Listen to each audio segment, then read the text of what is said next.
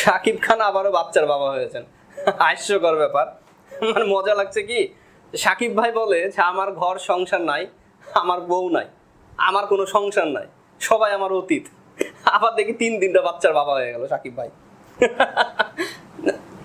হাসছি কারণ আছে, আলহামদুলিল্লাহ খুবই খুশির খবর।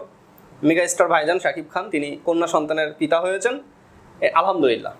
হ্যাঁ, সবাই নিজ নিজ উদ্যোগে মিষ্টি মুখ করে নেবেন। নায়িকা শবনম বুবলি তিনিও শাকিব খানের সংসারে নাই, দূরে আছেন, সেপারেট। ভাইরে ভাই, আসলে যাই হোক, ব্যাপারটা হচ্ছে এরকম যে শাকিব ভাই কখনো বলেন না যে তিনি সংসার জীবনে আছেন, কখনো বলেন না। এখন বড় বউয়ের ভয়ে নাকি যারা দ্বিতীয় সংসার থাকে তারা প্রচুর পরিমাণে লুকিয়ে কথা বলে, এটা আমি জানি।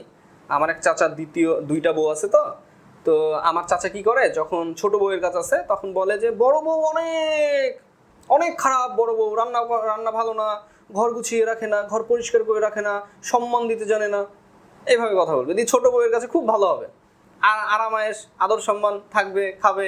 হ্যাঁ, তারপরে ছোট বউয়ের কাছ থেকে যখন বড় বউয়ের কাছে যাবে তখন বড় বউকে ঠিক তাই। আর ছোট বউ ভালো না, বেয়াদব, কথা শোনে না, মূর্খ, আনকালচার, অশিক্ষিত, মানে যত রকমের দুর্নাম বড় বউয়ের কাছে গিয়ে ছোটটা করবে, দিয়ে বড় জনের কাছে ভালো হবে। যাদের 2টা বউ থাকে তারা এমনটা করে। তা আমি জানি না সাকিব ভাই আপনি বড় বউকে অনেক ভয় পান নাকি, কারণ বেচারি আমি বুঝি না, তার কোনো সংসার নাই, সবাই অতীত, বিবাহ জীবনে সে সব অতীত। হ্যাঁ, বউ নাই, অতীত, আবার 3টা সন্তানের পিতা হয়ে গেলেন। যাই হোক, এটা সিনেমার বাইরে। আপনারা যারা জানেন, আপনি ভালো করে জানেন যে আমি সাকিব ভাইয়ের সিনেমা যথেষ্ট ভালোবাসি, যথেষ্ট ভালো লাগে তার। কিন্তু ব্যক্তিগত জীবনে সাকিব ভাই এমন কিছু কাজ করেন যেটা হাস্যকর।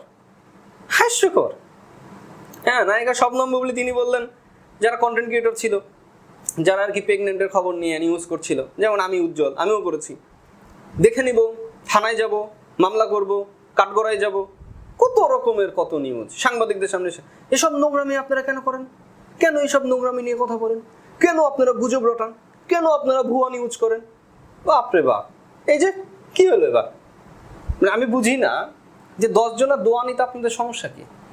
আলহামদুলিল্লাহ আমি বাচ্চার বাবা হব, সমস্যা কি কথা বলতে?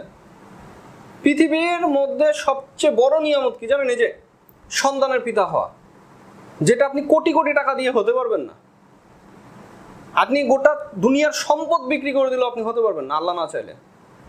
এটাকে আপনার সেইভাবে সমস্যা কি বললে? হ্যাঁ, যেটা শুনতে পাচ্ছেন সত্য, আলহামদুলিল্লাহ, দোয়া করবেন, বাস, ঝামেলা চুকে গেল। এটা নিয়ে এত জল ঘোলা হওয়ার কি আছে?